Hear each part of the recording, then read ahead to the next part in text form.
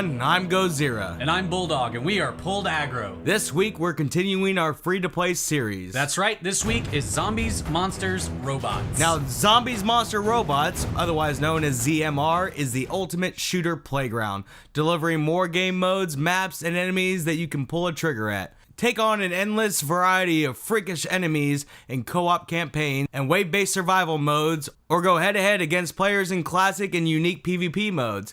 It was released on September 19th, 2014. Without further ado, we bring you Zombies, Monsters, Robots. Now, ZMR, my first impression jumping in this game was, oh my god, look at this, it looks terrible. The graphics, first impressions were, I like the idea of it.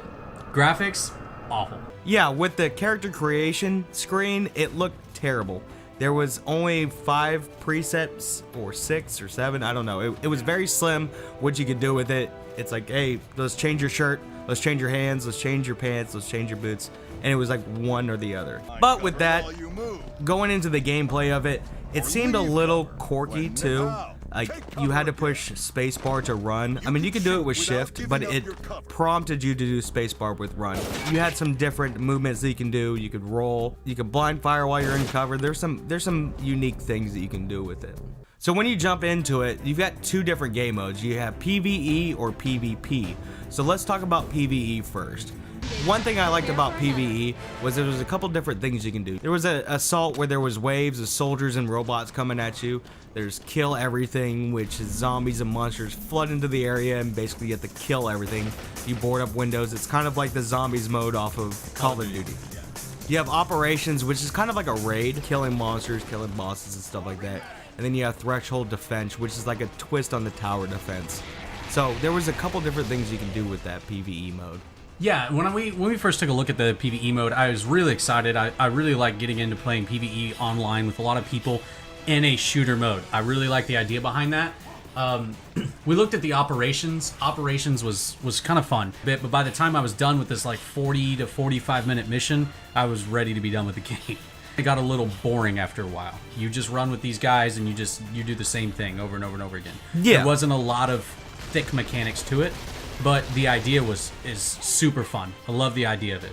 And one thing I did like about the operations, but it's kind of a double-edged sword. They have a kick-out timer where if you die, you have a chance to respawn if you have a respawn token.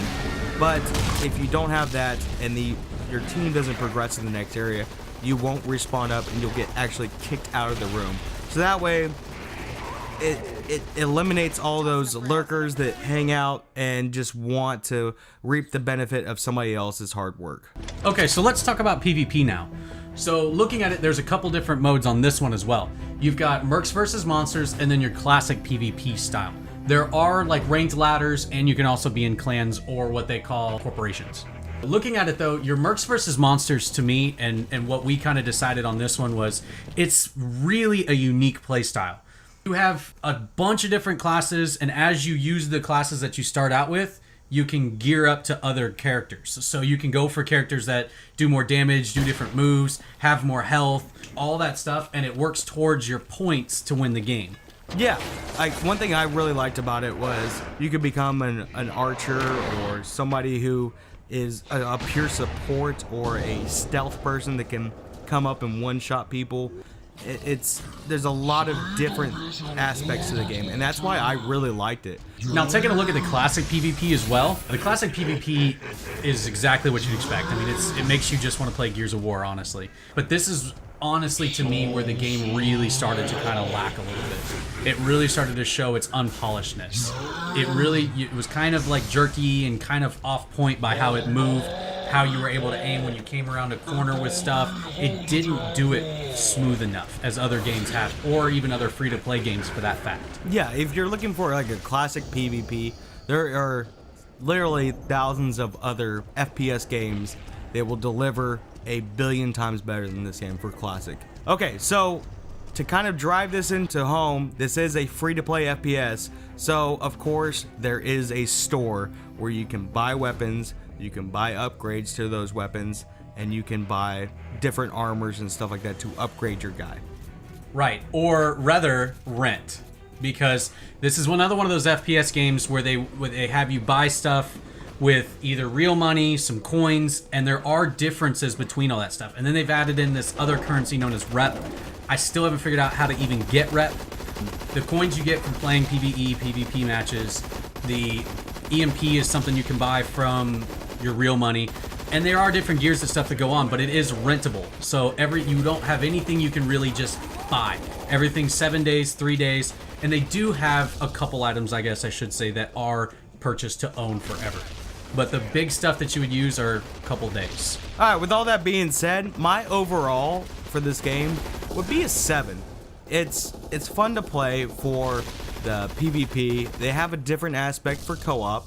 I mean, yes, it was mediocre. Yes, it's an unpolished game. It just came out in September, but I still have hope for this game. And Mercs vs. Monsters is really fun for me anyway. So wrapping it all up, I give it a 7. My overall take on this game, I'm going to give this game a 4. I don't think it was graphically there. The only thing that could bring this game up is I think they should have just done just Mercs and Monsters almost.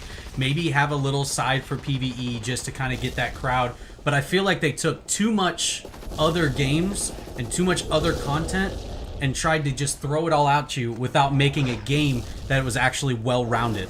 I don't want to just thrash this game because it did just come out in September. I'm going to try and give it some hope and maybe boost this a little bit later. But as of right now, this game's a 4. It just doesn't have everything I want out of an FPS, and there's too many other games that have it. Well, that's all the time for us. This has been a review of Zombies, Monsters, and Robots. I'm Gozirra. And I'm Bulldog. And as always, GG everyone.